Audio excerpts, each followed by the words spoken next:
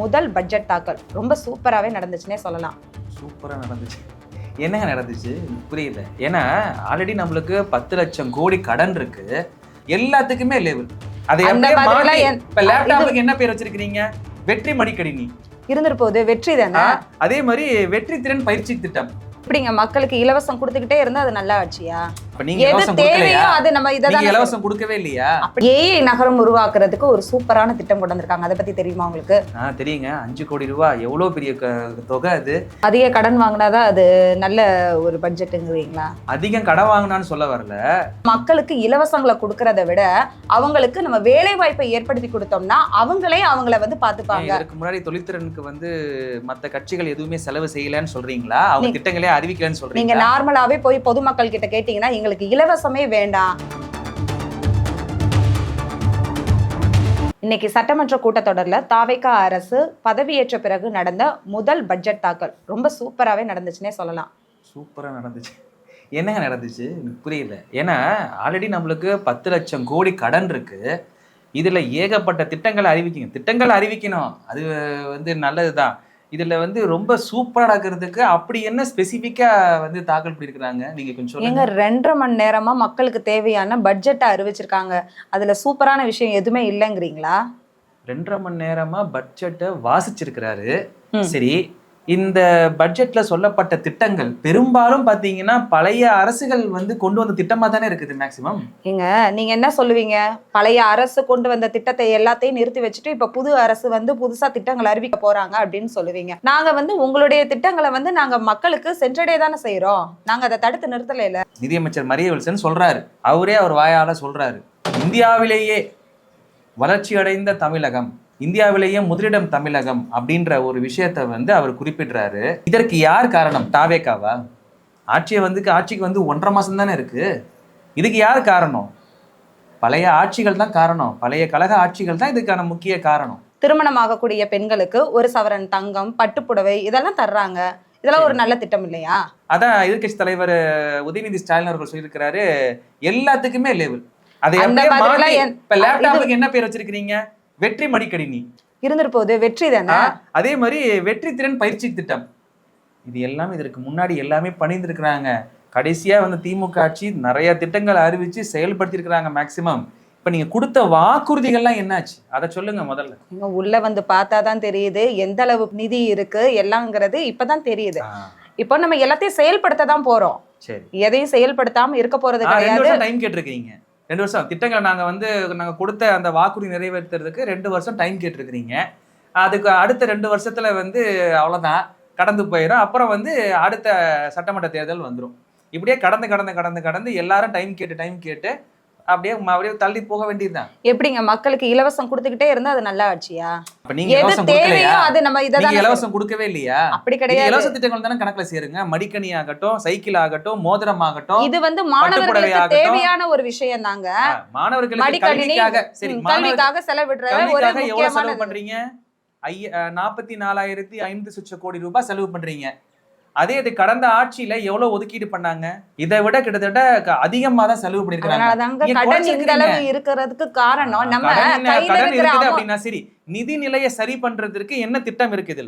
நிதி நிலையை சரி பண்றதுக்கு இதுல என்ன திட்டங்கள் இருக்கு?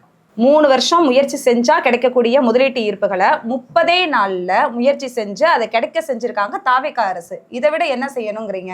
3 வருஷம் முதலீடு 30 நாள் கேட்கறதுக்கு நல்லா இருக்குதுங்க. அதெல்லாம் செயல்முறையில வரணும்.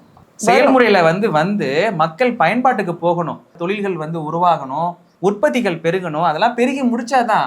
டாக்குமெண்ட்ல வரதெல்லாம் ஒரு பக்கம் இருக்கட்டும், திட்டங்களா நீங்க என்ன அறிவிச்சிருக்கீங்க? அதுல பெருசா இல்ல. மக்கள் ஏஐ நகரம் உருவாக்குறதுக்கு ஒரு சூப்பரான திட்டம் கொண்டு வந்திருக்காங்க. அதை பத்தி தெரியுமா உங்களுக்கு? தெரியுங்க. 5 கோடி ரூபாய் எவ்வளவு பெரிய தொகை அது.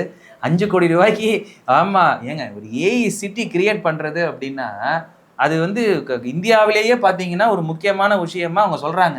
இது ரொம்ப டஃப்பானது. கண்டிப்பா வரணும் தான். ஏன்னா ஏஐ டெக்னாலஜி பயங்கரமா பெருகிட்டு இருக்கு. டைட்டில் பார்க்லாம் இன்னைக்கு வரைக்கும் கலைஞருடைய அந்த பேரை நிலைநிறுத்துற மாதிரி இருக்குது. இந்த ஏஐ சிட்டின்றது ஒரு சூப்பரான திட்டம். அதுல மாற்றுக்கிறது இல்லை. ஒதுக்கி இருக்கிற நிதி 5 கோடி. நம்ம இந்த டெல்லியில காமிச்சிருந்தாங்கல்ல, ஒரு டாக் நின்றுக்கிட்டு வணக்கம் வைக்கிற மாதிரி சர்ச்சையாச்சு பார்த்தீங்களா? சைனா இதுல இருந்து வாங்கிட்டு வந்து அதை காமிச்ச மாதிரி பண்ணியிருந்தாங்கல்ல, அதுவே கிட்டத்தட்ட லட்சக்கணக்கில் வரும். நீங்க வெறும் 5 கோடி ரூபாய் ஒதுக்கி ஒரு ஏஐ சிட்டியை கிரியேட் பண்றதுன்றது நடப்புல சாத்தியமா அப்படின்றது கேள்விக்குறி. இன்னொன்னு, இதெல்லாம் ரொம்ப சீக்கிரம் நடந்தாகணும். ஏன்னா டக்குன்னு அடுத்தடுத்த ஜென்ரேஷன் வந்து மாறிட்டே இருக்கும் ஏஐ டெக்னாலஜியில். போன வருஷம் இருந்தது இந்த வருஷம் மாறிடுச்சு, அப்டேட்டட் ஆயிடுச்சு. அப்படின்றப்ப இதுக்கு ஒதுக்கி இருக்கக்கூடிய நிதின்றது ரொம்ப கம்மி. இதில் ரிசர்ச் பண்ணுறாங்க, டெவலப்மெண்ட் பண்ணட்டும், எல்லாமே செய்யட்டும்.